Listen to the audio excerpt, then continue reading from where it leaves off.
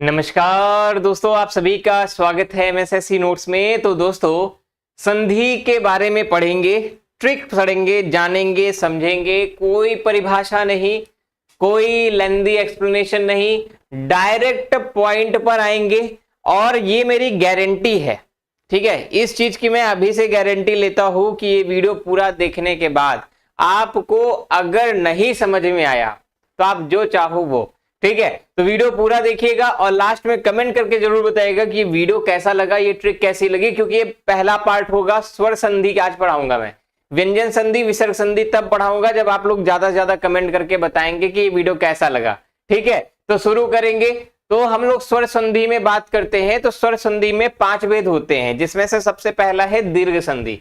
तो दीर्घ संधि को पहचानने की ट्रिक आप के एग्जाम में डायरेक्ट ऐसे दे देता है यहां पर और पूछ लेगा कि इसमें कौन सी संधि है। तो संधि को पहचानने की सबसे सरल ट्रिक इस वीडियो से सरल कहीं नहीं मिलेगा, तो ध्यान से देखना। तो यहां पर अगर हम बात करते हैं तो यहां पर दीर्घ संधि की जो ट्रिक है, तो दीर्घ संधि का ट्रिक हमारा क्लियर है कि दीर्घ का मतलब है बड़ी मात्रा, यानी जहां जहां आपको बड़ी मात्रा दिख जाएगी, मिलने पर जहां पर बड़ी मात्रा होगी वहां पर दीर्घ संधि होगी। देखो, जैसे पुस्तकालय में पुस्तक प्लस आलय, यहां पर देखो बड़ी मात्रा, विद्याधन अर्थी विद्यार्थी में यहां बड़ी मात्रा। ये वाला बताओ सही है या गलत? गलत है। रविंद्र ऐसे नहीं, रविंद्र ऐसे लिखा जाएगा, ठीक है, और यहां पर होगी बड़ी मात्रा। गिरीश में देखिए गिरिधन ईश, गिरीश बड़ी मात्रा। मुनि प्लस ईश, मुनीश देखो बड़ी मात्रा। मुनि प्लस इंद्र, यहां पर मुनीन्द्र बड़ी मात्रा। भानु प्लस उदय, भानुदय बड़ी मात्रा, बड़ी मात्रा, बड़ी मात्रा, बड़ी मात्रा। याद रखना है, 2 मात्राएं सेम कैटेगरी की, चाहे अ हो, चाहे आ हो, चाहे उ हो, चाहे उ हो, कोई भी मात्रा जब आपस में जुड़ेंगी तो किस में बनेगी? बड़ी मात्रा बनेगी, ठीक है। और कहीं भी आपको एक बड़ी मात्रा दिखेगी, दीर्घ संधि हो जाएगी। समझ गए इतना? अगला देखें, वृद्धि संधि। वृद्धि संधि को याद करना जरूरी नहीं है, हमें समझना जरूरी है। इसको तुरंत समझ लेंगे चुटकियों में। ये ट्रिक क्या कहती है वृद्धि संधि की? तो वृद्धि संधि की ट्रिक हमारी एकदम साफ सी है कि बड़ी संयुक्त मात्रा को देखो। संयुक्त मात्रा क्या होता है आपको पता है? संयुक्त मात्रा में ए ओ औ, इसको क्या कहते हैं? इनको कहते हैं संयुक्त मात्रा। क्या कहते हैं इनको हम लोग? इनको कहते हैं संयुक्त मात्रा, ठीक है। तो यहां पर बड़ी संयुक्त है, ये बड़ी है ना, ये भी बड़ी है। सबसे बड़ी मात्रा यही होगी, पूरी सबसे बड़ी मात्रा यही, क्योंकि सबसे ज्यादा वर्ण इन्हीं में जुड़े हैं, ठीक है। तो यहां पर जहां पर आपको अ और अव दिख जाए वहां तुरंत मान लेना हमारी वृद्धि संधि। कैसे? देखो, ततैव, जैसे तत धन एव ततैव। एक एक धन एक क्या होता है? एक। नरेश्वर, परमौजार है ना, परमोदसधि, महेश्वर, महो, महो, वनौ, सदैव। तो समझे, कहीं पर भी अ की मात्रा हो या कहीं पर भी औ की मात्रा हो, मान लेना है कौन सी संधि हो जाएगी? वृद्धि संधि। क्लियर कट रखना, एकदम आप एग्जाम में फट से लगा के आ जाना कि यहां पर वृद्धि संधि हो गई। अगला देखें, अयादि संधि कैसे पहचानेंगे? तो अयादि संधि पहचानने का ट्रिक अयादि में ही छिपा है। अयादि में हमें एक चीज दिखती है, यहां पर देखो अय। अयादि किससे मिला है? अय से बना है। तो बस यहीं से क्लियर कि कहीं पर भी आय, अव और आव दिखे तो वहां पर अयादि संधि। उदाहरण से समझते हैं, जैसे नौ धन एक नाविक। नाविक में यहां पर देखें, यहां पर क्या है? नौ में देखो क्या लगा है? आ की मात्रा लगी है ना, और यहां पर क्या है? व है, तो आ व, इसका मतलब कौन संधि? अयादि। भवन में देखो यहां पर अ है ना, भ के बाद क्या है? यहां पर अ है, अ के बाद क्या लगा है? अव है, तो भवन अ हो गया। तो यहां पर कौन संधि? अयादि संधि। नयन में देखें अय, तो नयन में क्या है? न में अ की मात्रा और य, तो क्या बना? अय। यहां पर अय दिखा, इसलिए कौन संधि? अयादि। पवित्र में अ धन व, तो अ व, इसका मतलब कौन सी संधि? अयादि संधि, ठीक है। तो कहीं भी अय, आय, अव, आव किसी उदाहरण में दिखता हुआ दिखे, वहां पर संधि पहचान लेंगे फट से, कौन सी संधि? अयादि संधि।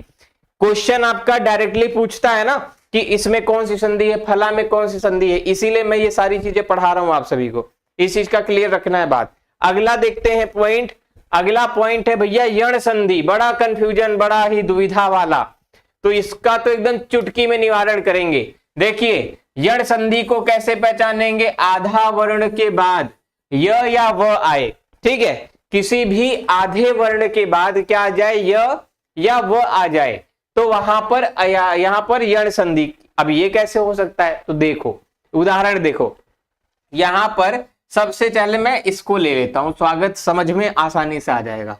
तो देखो यहां पर पहले बताओ, बोलो मेरे साथ, ये क्या है, ये क्या है, ये व लिखा है, व के पहले यहां पर आधा वर्ण है कि नहीं है, स आधा है ना, तो यहां पर स्वा हुआ, तब जाके स्वागत हुआ। तो किसी भी य या व के पहले आपका कोई भी आधा व्यंजन होगा तो 99% संभावना रहेगी कि हमारा यण संधि होगा वहां पर। अपवाद की बात नहीं कर रहा हूं यहां पर, लेकिन सामान्य रूप से हमारा यही नियम हो जाएगा। और सब में देख लीजिए, जैसे पर्यावरण में देखिए, आधा र प्लस य पर्यावरण, आधा न प्लस अन्वय स्वागत, आधा तो के बाद य आया इसलिए इत्यादि में यण संधि, आधा भ के बाद य आया इसलिए यण संधि अभ्यागत। ठीक है, तो क्लियर है, किसी भी य या व के पहले कोई भी आधा वर्ण आ जाएगा तो वहां पर क्या होगा, यण संधि हो जाएगी। अगला देखें गुण संधि, आखिरी संधि हमारी आज की।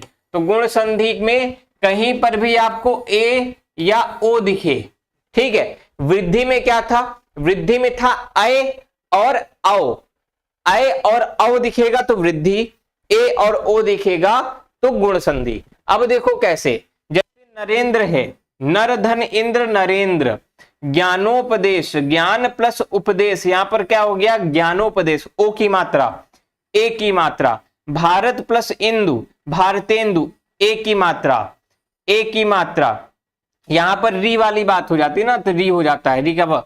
तो यहां पर सुरेंद्र में देखें ए की मात्रा, सर्वेक्षण में देखें ए की मात्रा, ठीक है, तो यहां पर क्या बनेगा, तो यहां पर सभी में ए की मात्रा और ओ की मात्रा, तो कहीं पर भी ए और ओ की मात्रा दिखेगी तो वहां पर क्या हो जाएगा, गुण संधि हो जाएगी। बोलो क्लियर हो गया, कितनी जल्दी क्लियर कर लिया।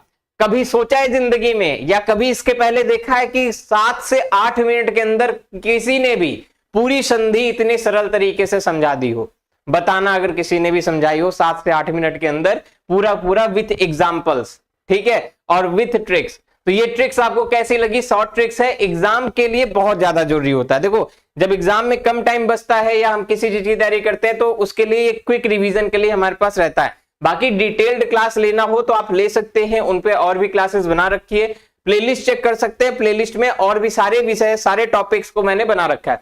ये थी हमारी स्वर संधि, व्यंजन विसर्ग बची है।